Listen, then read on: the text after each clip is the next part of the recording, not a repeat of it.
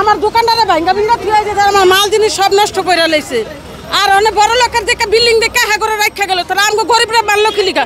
আমাকে এরকম 5 minute 10 minute সময় দিতে আমরা সরাইতাম। আমার দোকানের সব মাল জিনিস নষ্ট করে লাইছে।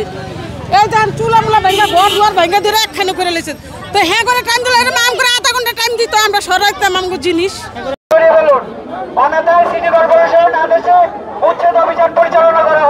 আমাকে কোনো সময় দেওয়া হয়নি। এরা ওই যে বললো একটু আগে উপর থেকে অর্ডার, কোনো সময় দেওয়া হবে না, ডাইরেক্ট গিয়ে ভাঙচুর, ডাইরেক্ট গিয়ে মেরে ফেলবেন। ভাঙছে ভাঙ্গা ভাঙ্গা এরপরে মনে করো সময় দিলে হইব, যা করে সময় দিলে বিল্ডিং এলাকা দিল আর গরিবের মাইরা থুয়া গেল। বিল্ডিং এলাকা সময় দিলে হারা বড় লোক আছে আর ভাঙতে এটি ব্যস্ত আর আমরা তো ফকির আঙ্গুটি ব্যস্ত আর না দিয়ে গেলে আঙ্গুটি ঢিল্লা দিয়ে গেছে। কথা না, আমরা গরিব মানুষ, সরকারি জায়গায় আমরা ঘর উড়ে থাকি, আমাদেরকে তারা সময় দিত বলে আজ আমাদের জায়গা খালি করুন না, রাস্তা বড় করুন বা যে কোনো কাজের জন্য নিয়োগ, তারা আমাদেরকে 1 মাস সময় হোক, আমরা নিজের যা কিছু আছে আমরা সব কিছু সেপারেট ভাবে নিয়ে যেতে চেষ্টা করবো। সময় তো দিচ্ছে, কিন্তু খবরটা তো আগে জানে না, তো আমাদের ক্ষতি করে সময় দিচ্ছে।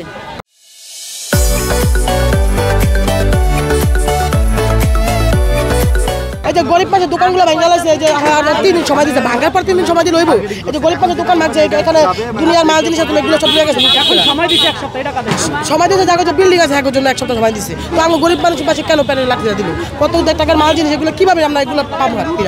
এখানে এরা ভাঙতে আসছে, কেউ সবাই তো ভাঙতে হয় নাই, কেউ তো লুট করতে আসছে, অর্ধেক তো লুট করে লয়ে গেছে। এখন জরিমানা আপনারা দিয়ে দেবেন। 1 মিনিট সময় দিল না, আমগুলি ভাঙলো কেন? এটা আপনার মিডিয়ার দ্বারা আমাকে একটা অনুরোধ, আমরা এটা ধর ভাঙচুর করে ফেলাই দিব, এই মাত্র বলে গেল।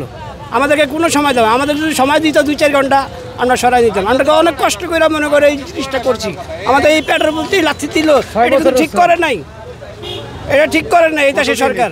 বেশি দিন হয় নাই, 3-4 বছর, 3-4 বছর। রোডটা তো আর বেশি দিন হয় নাই, রোডটা হওয়ার পরে আমরা দোকানটা দিয়েছি।